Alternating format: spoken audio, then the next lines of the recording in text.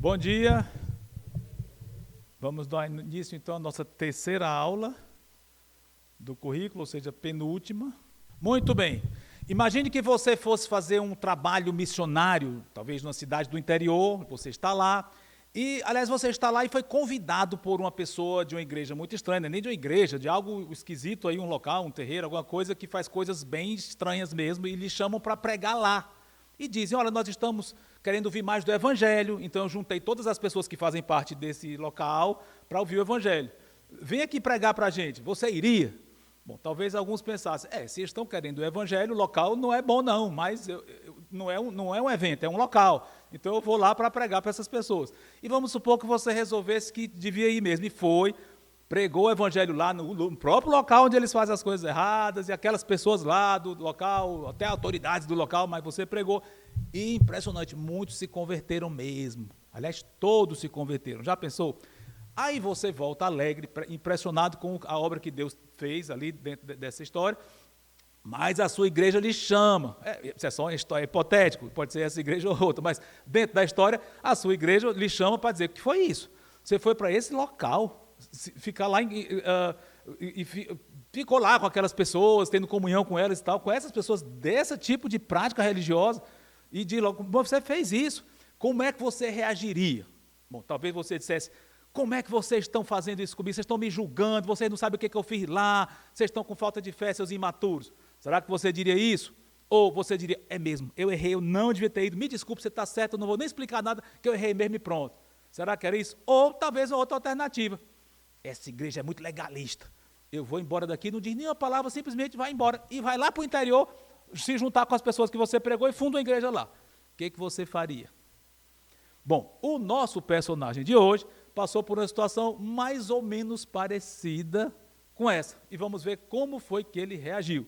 Claro, nem todos os pontos se aplicam. Aliás, quando a gente fala de uma aplicação, uma alegoria, seja o que for, nem todos os pontos são aplicados. Mas a lição geral, eu acho que é bem parecida. Vamos ver o que aconteceu com Pedro. Vamos para Atos capítulo 11.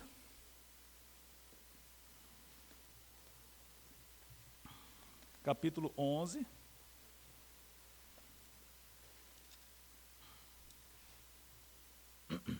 E antes de ler a passagem, lembre, isso é uma continuação natural do que nós vimos na aula passada. Onde é que estava Pedro na aula passada? Quem lembra? Local. Local, uma pessoa com quem ele falou e o que aconteceu? 3 coisas. Vamos lá, teste de memória aí para vocês. Como? Cesareia, isso. Estava em Cesareia e ele estava conversando com quem? Centurião Cornélio, muito bem, um pagão. Para os judeus não era correto ter comunhão com uma pessoa dessa. Então, estava conversando. E o que foi que aconteceu do resultado daquela reunião? O que aconteceu?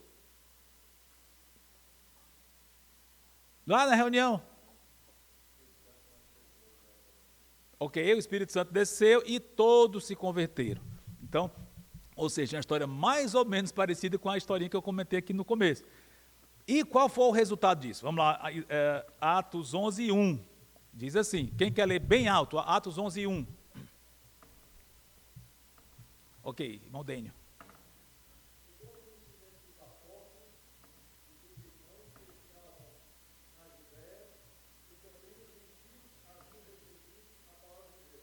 E o 2 e o 3?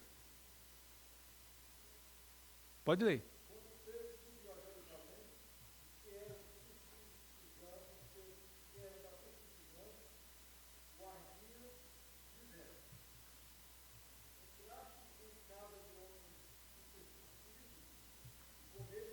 Pronto, mesma, ok. Está vendo aqui?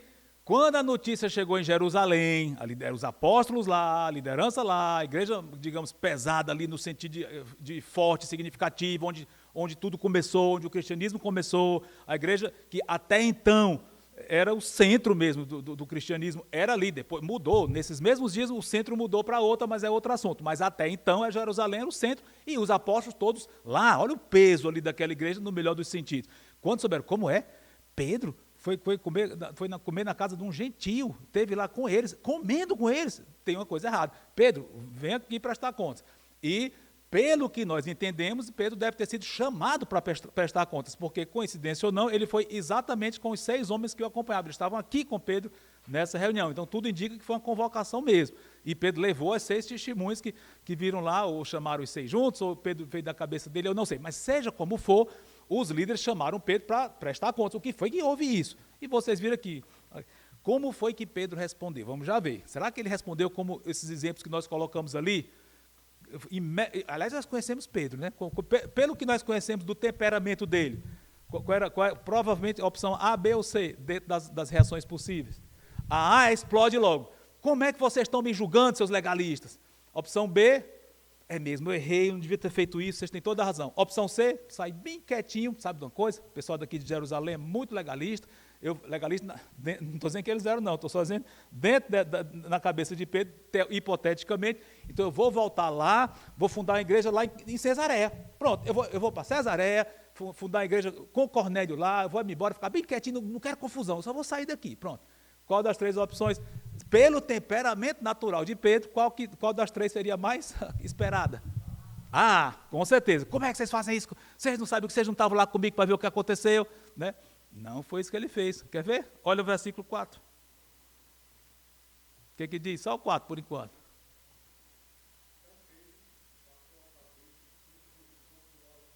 Ele vai narrar bem direitinho, detalhadamente, tudo o que aconteceu. Não foi a opção. Aliás, não foi a opção A, ele não estourou, nem disse, é mesmo, vocês têm toda a razão, eu errei, não devia nem ter ido lá, tudo errado. Não. E nem saiu secretamente para fundar uma igreja lá em Cornélio. Não, nenhuma das 3. Ele explicou o que tinha acontecido. Vamos ver a explicação dele agora, versículo 5 em diante. Quem quer ler?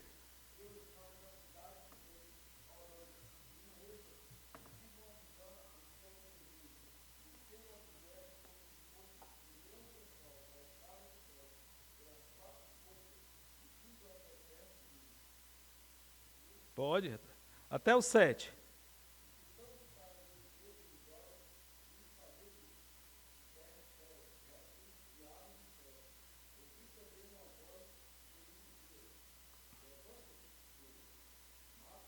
Isso, Pedro está contando, interessante como eu comentei na aula passada, essa narrativa, esse evento que aconteceu lá quando ele estava em que cidade aqui que ele estava? Jope, relativamente perto lá de Cesareia, uma cidade que até comentei, até hoje existe chamada Jafa em Israel, vai lá, Jafa, é Jope, né? E consta que é um dos portos um dos portos marítimos mais antigos do mundo, consta que é o mais que ainda está em uso até hoje. Aliás, foi ali que Jonas pegou o navio para fugir de Deus, foi naquele local ali. Mas só curiosidades históricas, voltando para cá, Pedro estava em Jope e mandaram chamar de Cesareia. Mas ele está contando aqui a visão que ele teve em Jope, na beira-mar. Agora, interessante, tem um detalhe aqui que mostra que a visão deve ter sido aterradora, terrível, assim, de dar medo. Ele viu algo como um lençol grande, descendo, e veio chegando até mim, foi se aproximando dele. Ele, o que é isso? Aliás, só o fato da gente ter uma visão já deve ser algo um pouco atemorizante. Agora, quando a visão há um objeto estranho, você não sabe o que é, vai chegando perto de você, o que é isso? Quando você olha dentro, um monte de animais. Ele deve ter ficado apavorado. Né? Que isso, esse monte de animais aqui? Fala de répteis, de feras, ou animais selvagens ali. Então, ele ficou com medo daquilo. E mais estranho ainda a voz celestial, que ele entendeu que era de Deus, evidentemente, Pedro, levanta, 3 coisas, levanta, mata e come. Aí que ficou confuso mesmo. Eu comer esses animais? Aí, enfim, vamos ver o restante aqui, versículo 8. 8 e 9, quem quer ler?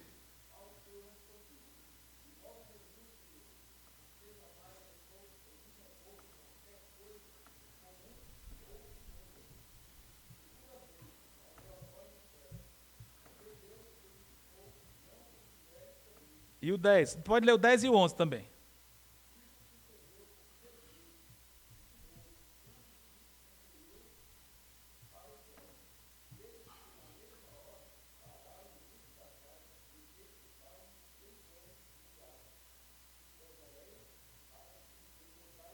E o 12.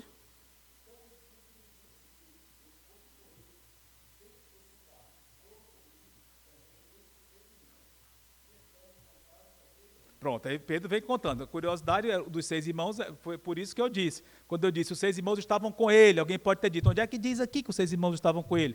Está aqui. Se não tivesse essa informação, eu não poderia afirmar isso, mas ele está dizendo, estes 6 homens estavam comigo. Ou seja, deviam estar com ele na hora que estavam sendo interpelados ali. Okay? O que mostra que ou eles foram convocados mesmo oficialmente, ou Pedro os levou para testemunhar lá com ele. Seja como for, são detalhes curiosos que é bom a gente estar atento para ir pegando, a gente lucra cada vez mais quando a gente fica atento a detalhes das Escrituras. Vamos lá, então ele diz que entrou na casa daquele homem. Que homem?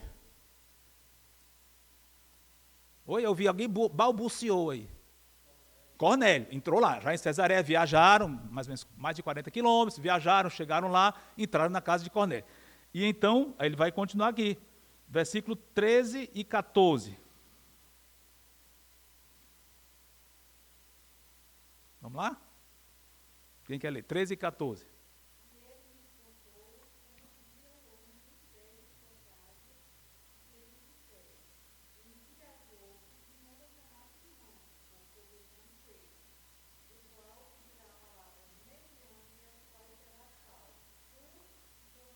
Interessante, esse versículo 14 é muito importante, depois a gente vai comentar um pouquinho mais sobre ele, tá? Mas por enquanto só guardem aí, deixa pendurado aí, daqui a pouco a gente vai tratar no final.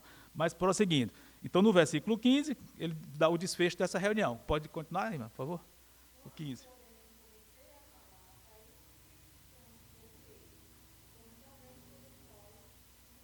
Interessante, 2 observações, 2 curiosidades sobre isso aí. Primeiro, tem algo aqui, lembra que na aula passada eu comentei que a gente deve interpretar as Escrituras de uma forma natural, e se a gente for ser hiperliteral, vai extrair coisas que não são corretas, assim como quando a gente conversa no dia a dia, a gente não é hiperliteral em tudo o que diz, a gente usa figuras de linguagem, figuras de expressão, que são naturalmente entendidas pelos outros. E aqui tem uma, o quê?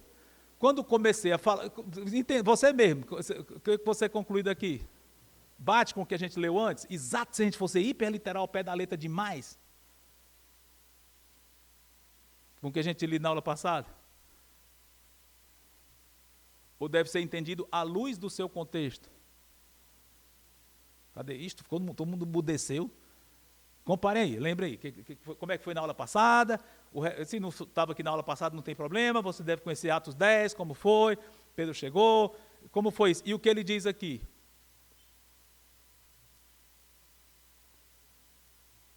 Vixe, porque todo mundo tá... Ou vocês estão muito atentos querendo descobrir, ou já desistiram. A opção A ou B. O que ele disse aqui? Quando? Quando? Ele diz aqui, quando alguma coisa. Quando eu comecei a falar, caiu o Espírito. Interessante, entendam, quando ele diz quando comecei a falar, não é no sentido de quando ele começou a abrir a boca, o Espírito Santo caiu. Foi assim? Não, por quê? Como é que você sabe que não foi assim? Capítulo anterior, o que é que tem lá, Pepe?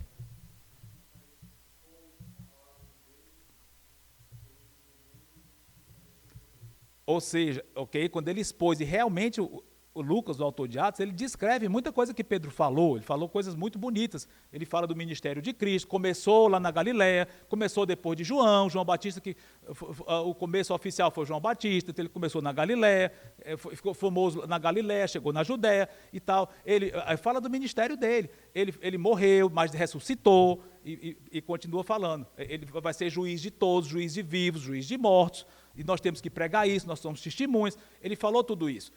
Ou seja, o que eu estou querendo dizer é, mais uma vez, eu não estou desencorajando vocês a acreditarem na literalidade das Escrituras, de forma alguma, é para nós entendermos literalmente, sim, dei até exemplo na aula passada, 1000 anos Cristo vai reinar, é literal? É. Durante 3 anos e meio vai ter uma tribulação, é literal 3 anos e meio? É, não tenha dúvida. Agora, uma coisa, vamos entender as afirmações bíblicas dentro do que é colocado. É uma afirmação clara, explícita de algo que vai acontecer ou que aconteceu, dizendo explicitamente como aconteceu, é lógico que é literal. Agora, entendam que há figuras de expressão, isso é importante a gente entender, até para quando a gente evangelizar, não jogar peso numa coisa que a Bíblia não joga. Então, quando comecei a falar, caiu o Espírito, foi. Quando começou, em certo sentido, foi, ele mentiu? Não, ele não errou, foi quando começou, mas não foi no segundo que ele começou, passou um tempinho, tá? É só uma maneira de dizer, tá? Eu gosto de enfatizar isso para a gente entender, ver melhor como é que as Escrituras se comunicam conosco, de uma forma natural, que a gente entende quando é hiperliteral ou não. Mas, voltando para cá, e outra coisa, tem uma palavra aqui que é muito importante dentro do contexto histórico judeu/gentio. Essas palavras são: o Espírito Santo caiu sobre eles. O que tem depois? Importantíssima essa informação aqui. Como caiu sobre nós. É importante isso aí. Não sou eu que estou inventando, não. Se você for estude sobre Atos, na hora provavelmente vão apontar. Da mesma forma que o Espírito Santo caiu sobre nós, judeus, no dia de Pentecostes, da mesma forma como nós caiu hoje. É o mesmo Espírito Santo, é o mesmo fenômeno, o mesmo ato dele descer convertendo almas. É o mesmo. Então, a ideia, essas palavrinhas curtas que passa despercebido, tem teologia por trás.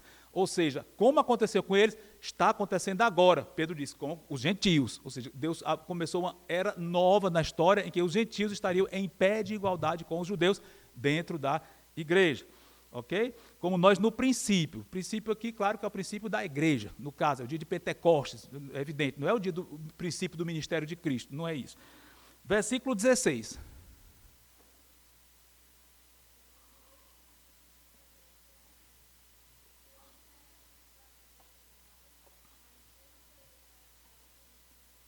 Isso, interessante que Cristo tinha dito, está lá em Atos mesmo, no mesmo livro, Cristo disse, vocês vão ser batizados com o Espírito, e os 4 evangelhos mencionam isso. João dizendo que o batismo com água vinha dele, mas Cristo batizaria com o Espírito Santo. Os 4 evangelhos falam isso, que Cristo batizaria com o Espírito, o tremendo poder do Senhor de batizar com o próprio Espírito Santo, que é uma das 3 pessoas da Trindade, ou seja, manda o Espírito Santo para cada um de nós. Isso é algo grandiosíssimo, não vou descer a detalhes agora para não fugir do geral, tá? Mas prosseguindo, versículo 17, uma conclusão óbvia, bem lógica dele. Que interessante isso aqui que Pedro disse, olha.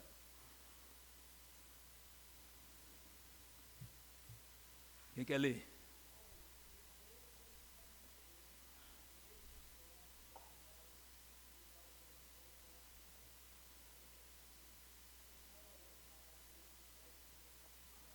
Pronto, interessante, Pedro, com a conclusão lógica.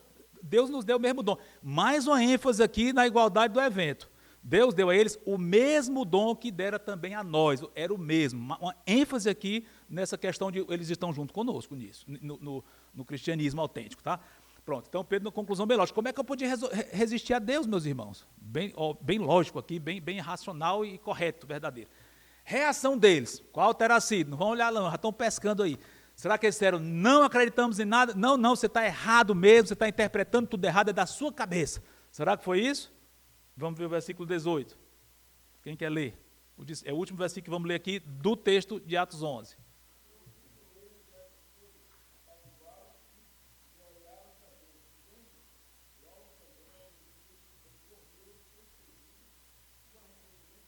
Pronto. Ótima reação deles. A ideia de apaziguaram-se aqui é que eles ficaram quietos. Calaram no sentido de não continuaram com essa interpelação, por assim dizer. Eles se calaram, então ficaram quietos. E reação boa, não só se aquietaram, deixaram, ou seja, aqueceram, concordaram, como também glorificaram a Deus, ou seja, foi positivo, não foi só neutro. Eles positivamente disseram, Deus, amém, Senhor, obrigado porque tu fizeste isso.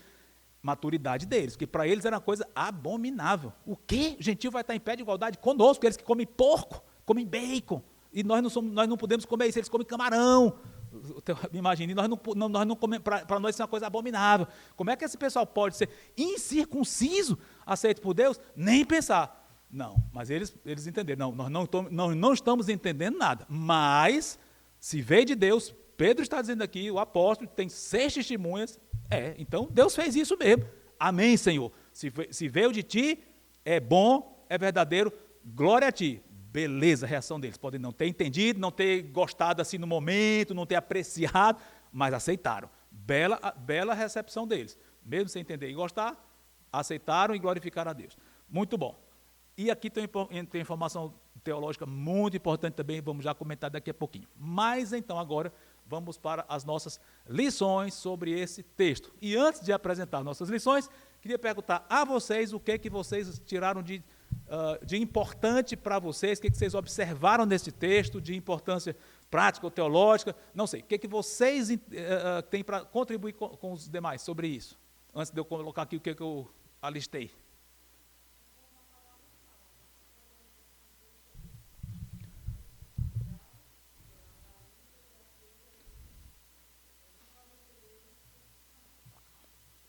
Ok, sim, bem prático. Muito bem. O que mais?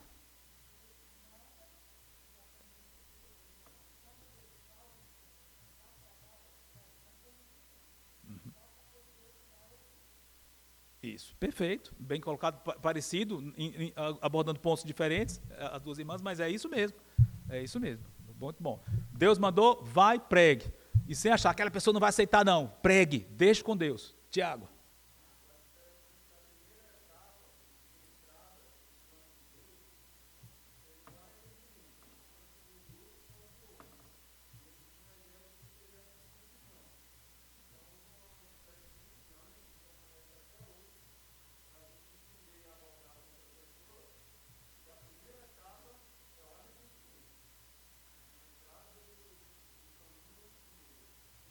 Excelente observação do Tiago. Primeiro passo, quer dizer, o passo por excelência para ser aceito por Deus, não é a circuncisão, não é nada de rito, é arrependimento. Para os dois grupos valeu isso. Nota que aqui os gentios se arrependeram e os judeus também se arrependeram.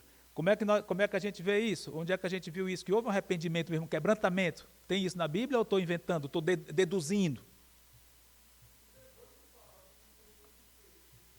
Não, dos judeus, no caso. Sim, com certeza. Aqui o do Cornélio, aqui o 18 bem fala, bem claro. O de Cornélio. Agora, dos judeus, será que eles precisaram se converter? Mas não era o povo de Deus, eles se converter de quê? A gente pode provar biblicamente que os judeus, quando se converteram, teve que envolver arrependimento mesmo. Não precisa nem ir para o texto. Ótimo, bem lembrado, Tiago. João Batista começou lá dizendo, se arrependam. A primeira coisa que ele pregou, arrependimento. Opa, o povo da aliança, que faz tudo certinho, se arrependam. Se não, aí ele foi duro. É fogo, falava de fogo mesmo, de punição e tal. João Batista foi bem duro. E no próprio livro de Atos, historicamente, a conversão dos judeus, os primeiros judeus que se converteram, tem alguma evidência, não precisa nem ir para o versículo. Se indicar o capítulo, já respondeu. Atos 2 fica claríssimo. Quando Pedro acusou aquelas pessoas, vocês mataram Cristo, e eles ficaram, o que nós vamos fazer e tal. Né? Em duas ocasiões Pedro chegou a dizer isso, deixa eu só ver se tem um versículo exato que diz, ok, capítulo 2, não precisa ir lá não. Atos 2, 38, arrependei-vos e cada um seja batizado e tal. Arrependei-vos, mesma coisa. Então, ou seja, houve arrependimento sim, também, dos judeus. Muito bem colocado, Tiago. O que mais? Alguém mais? Oi? Reinaldo.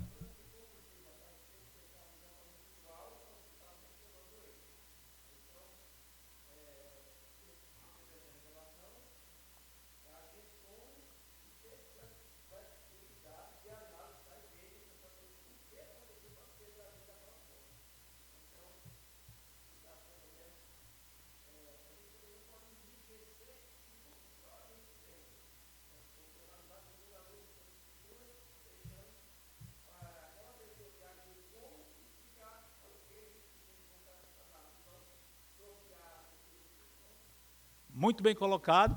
O irmão Reinaldo está lembrando que até Pedro, em outra ocasião, ele próprio foi lá checar uma coisa. Quem lembra que ocasião foi essa? Teve isso? Teve algum local lá que ficou meio suspeito para os judeus? Epa, aquela região ali está recebendo o evangelho, tem algo estranho. Vamos mandar 2 apóstolos lá. E mandaram quem? Primeiro, que região foi aquela? Lembra? Samaria. Beleza. Capítulo. Aí é querer demais, né? Não, mas dá para saber, perto desse. Isso, Simão o Mago, exatamente, Samaria, Simão disse que se converteu, mas não se converteu, mas seja como for. Lembra onde é que está, qual é o capítulo de Atos que traz isso? É famoso. Pode pescar aí, pode pescar. 8, muito bem, Atos 8, a conversão dos samaritanos. não confundam com, aliás, já tinha tido uma prévia de samaritanos se convertendo antes disso, mas não como igreja institucionalizada ali, credenciada pelo batismo do Espírito e tal, mas já houve uma prévia de samaritanos se convertendo. Ótimo, Pepe. João capítulo 4, interessante. Não era a igreja ainda, no sentido de que foi antes de Cristo morrer, a igreja não tinha começado, a igreja começou no dia de Pentecostes, mas houve samaritanos crendo em Cristo, ou seja, se convertendo, embora ainda não tivessem sido batizados no Espírito Santo naquela época, em que aconteceu. João capítulo 4, Cristo conversando com a mulher samaritana, de uma cidade chamada Sicar. Então ela ficou tão impressionada quando ela perguntou, vem o Messias aí. Ele disse, sou eu que falo contigo. Imagine que coisa maravilhosa. Ela correu, foi para a cidade, esqueceu ou deixou até o balde dela lá, correu, foi chamar os homens da cidade. Olha, tem um homem lá que sabe tudo da minha vida. Detalhe, ela tinha uma vida muito esquisita, mas ela disse mesmo. Quando a pessoa está no processo de conversão, não se preocupa muito com a sua reputação, não, quer falar de Cristo. Enfim, ela chegou lá, ele disse tudo que eu fiz. Então foram lá muitos homens da cidade, e parece que houve uma conversão em massa ali, naquela cidadezinha, devia ser um vilarejo, mas houve. Mas voltando para cá, novamente, ali não foi igreja ainda, mas eu entendo que eram crentes, mas voltando para cá, mesma coisa. Samaritanos se converteram, os judeus ficaram meio perplexos. Samaritanos se convertendo, a raça misturada tanto de raça, que não é judeu puro sangue, mas as doutrinas deles são esquisitas. Eles nem aceitam o Antigo Testamento todo, só aceitam uma parte, e dizem que o lugar de adorar não é Jerusalém, é lá no Jerizinho, que história é essa? E realmente estava errado os samaritanos. Mas seja como for, errado na doutrina, mas se converteram sim, e mandaram Pedro e João lá, nós vimos isso na aula atrasada. Então, Pedro mesmo esteve do outro lado da história aqui. Então, e mais alguém? Antes da gente... Pois não, acho que tem...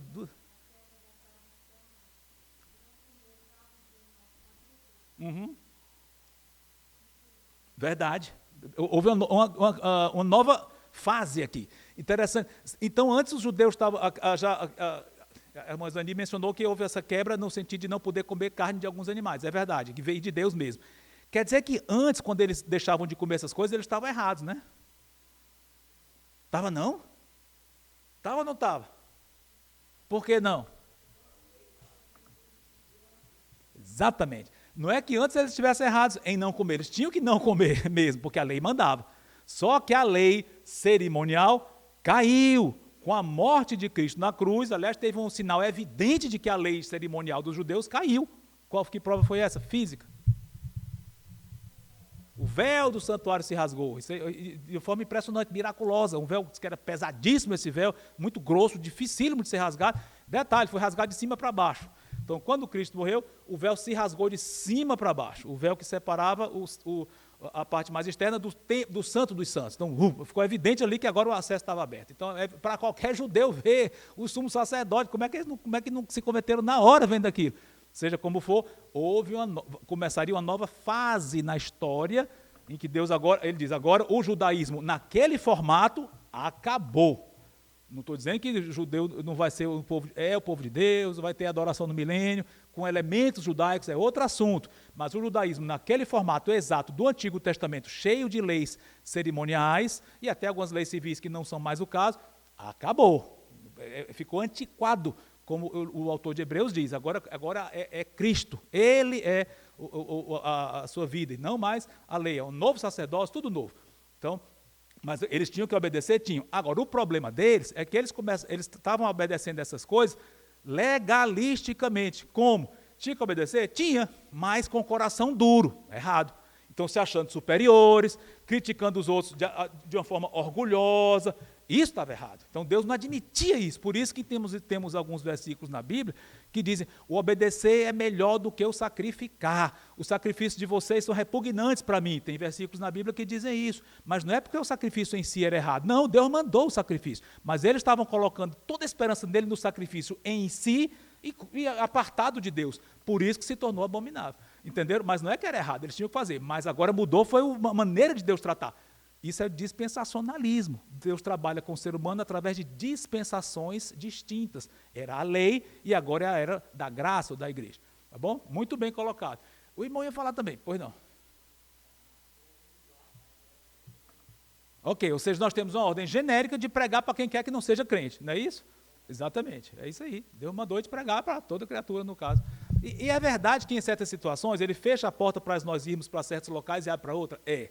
Então, eu concordo com o irmão, não tenha dúvida. Onde quer que surjam oportunidades da gente pregar, a gente deve pegar aquela oportunidade, não tenha dúvida. Agora, que Deus dirige para certos locais e fecha a porta de outros, também não tenha dúvida. Atos 16 deixa isso muito claro. Segunda viagem missionária, a equipe missionária queria ir para um certo local e o Espírito Santo não deixou, quis ir para outro, o Espírito Santo não deixou. Então eles entenderam, Deus revelou para eles que deviam ir para o que hoje é a Europa, hoje seria a Grécia. Vão para lá. Aí eles foram, Filipos e tal, e começou a obra ali. Mas Deus direcionou, ele não quis que Paulo fosse para Éfeso naquela hora. Depois Paulo foi. Mas isso é só uma aplicação. Ou seja, Deus tem um plano para cada um de nós, ele vai abrindo portas, fechando portas. Mas na medida que ele vai abrindo portas, vá pregando. Não tem dúvida nenhuma. Né? E a gente não sabe como é que a gente vai saber se Deus quer ou não. Vai andando, óbvio, e deixa que ele feche as portas ou abra portas. E onde for abrindo, vai pregando, dentro do que for possível. Muito bem colocado, seu Éder, exatamente. O Espírito Santo é soberano e a gente, como ele está dizendo aqui, talvez alguns, não, acho que deu para ouvir bem, mas mesmo assim, a gente, quando alguém não se converte, a gente fica assim, puxa, o que foi que houve, calma, Deus é soberano para converter quem ele quiser. A gente prega e deixa, a gente fica até com raiva do outro que não creu. No lado humano, a gente fica chateado, como é que a pessoa é tão incrédula, é natural. Mas quando Deus quer, ele chama mesmo o que ele quer, muito bem colocado. Mas teria algum versículo aqui que pudesse provar claramente isso que o Éder falou? Esse era um dos pontos que eu ia abordar aqui. Será que tem um versículo que mostre bem claro isso? Eu concordo com ele, não tenho dúvida, mas vamos fechar com um versículo. Dentro do nosso texto que foi lido aqui. Lá foi o pé para atrapalhar a aula. Joel, tu devia ter segurado ele aí, João. Qual é o versículo? Mas aqui no texto mesmo. Efésios 2 fala isso, com certeza, irmã, bem lembrado. Mas aqui, tem um que é claríssimo, direto. O 17 também, Deus deu o dom, sim, 17, não tem dúvida. Alguém mencionou aí o 12, deixa eu ver o 12 aqui. Não, o 12 fala que Deus mandou ele ir, mas que fala que ele é soberano na conversão. Alguém falou do 15, deixa eu ver. Sim, ok, com certeza, o Espírito Santo caiu sobre nós, beleza. Agora tem um aqui que deixa mais claro ainda. Que veio de Deus é que deu mesmo, pronto. Embora já está colocado, o que vocês disseram está muito bom, não tenha dúvida. O 14 não diz claramente isso, mas indica também. Agora, sabe o que eu estou falando? É o último que a gente leu, qual foi? 18. Logo também aos gentios foi o quê? Por Deus concedido o arrependimento para a vida. Interessante, o arrependimento é, num sentido, a parte humana, a parte que cabe a nós, sim, porém, Deus é que dá o arrependimento. Depois vocês veem aí, Romanos 2 e 4, não precisa ler agora, anota aí, Romanos 2 e 4 que diz a mesma coisa, Deus é que dá o arrependimento, ou seja, é exatamente isso mesmo, Deus é soberano sobre aqueles que vão se converter, o que não anula a responsabilidade do homem. Mas então, duas lições aqui só para a gente fechar. Uma, debaixo do sol, Deus vai realizando a obra dele, mesmo permitindo que haja controvérsias, que haja problemas, às vezes até dentro das nossas igrejas. A gente faz uma coisa, o irmão não entende, aquela coisa toda. Faz parte. Não estou dizendo que isso é muito bom, não estou dizendo isso, mas faz parte. Nós estamos num mundo caído, um mundo onde há muita discordância em termos gerais, etc, etc. Nós somos pecadores, nós somos limitados, mesmo que com boas intenções, muitas vezes, mas seja como for, faz parte ter certas controvérsias, não estou justificando, é bom ter confusão na igreja. Claro que não, quando sou louco de dizer uma coisa dessa, é horrível ter confusão na igreja. Porém, o que eu estou querendo dizer é, não fique triste, decepcionado, frustrado quando você faz uma coisa que é boa e a igreja, porventura, não entendeu bem e alguns lhe chamam para perguntar o que foi isso. Não fique chateado. Não estou pensando em nenhum caso particular, isso é uma lição do texto, mas faz parte. Às vezes você fala uma coisa e na sua própria família alguém mais, você fez isso, mas o que eu fiz foi certo. Enfim, faz parte, debaixo do sol, nós temos coisas a tratar. Pessoa que não entendeu a sua intenção, não entendeu o que aconteceu, você vai ter que explicar. E como é que a gente deve agir? Como Pedro agiu. Nada de ficar com raiva, explodir, como é que você não entendeu isso que eu fiz? Nem deleta aquela pessoa, vou mudar de rumo, vou mudar de igreja, vou sair da igreja, vou sair da família, como é que pode? Mas enfim, não, explique. Pessoal, você não entendeu, o que aconteceu foi isso. Quem sabe a pessoa vai dizer, puxa, é mesmo, amém, que bom que você fez isso. Enfim, debaixo do sol acontecem esse tipo de coisa, sim, não se surpreenda. Às vezes a gente vê pessoa que pinga de igreja em igreja. Por quê? Porque não encontrei uma igreja ideal. E claro que não vai encontrar. Se você encontrar, não entre nela, porque vai deixar de ser ideal. Isso é óbvio, qualquer um de nós, nenhum de nós é perfeito. Enfim, faz parte, né? Outra coisa, já foi muito bem comentado aqui, a soberania de Deus sobre a conversão das pessoas, sim, ótimo. Reação deles, muito boa, não tenha dúvida. E um ponto agora mais geral, mais abrangente. Interessante, como já toquei nisso aqui. Deus trata com o ser humano de forma distinta, mantendo os mesmos princípios, mas de forma distinta dentro da história. Isso aqui é evidente aqui. Na época de Israel, o Antigo Testamento, tratava de uma forma, agora trata de outra. Deus mudou? Claro que não. Ele é coerente, ele é um só, mas de acordo com o ser humano naquela época, ele traçou um plano que vai trabalhar com as pessoas de uma forma assim e depois muda. Agora, ele deixa muito claro quando muda. Então, eu digo isso não para a gente ficar pensando, agora e se ele for mudar agora, como é que eu vou saber? Não, ele não vai mudar. E se alguém chegar para você, olha, eu tive a revelação que Deus agora vai agir de outra forma, delete. Aí eu digo, delete, não ouça aquela pessoa. Deus não vai mudar. Aliás, vai ter uma grande mudança quando vai entrar uma nova fase na história. Quando?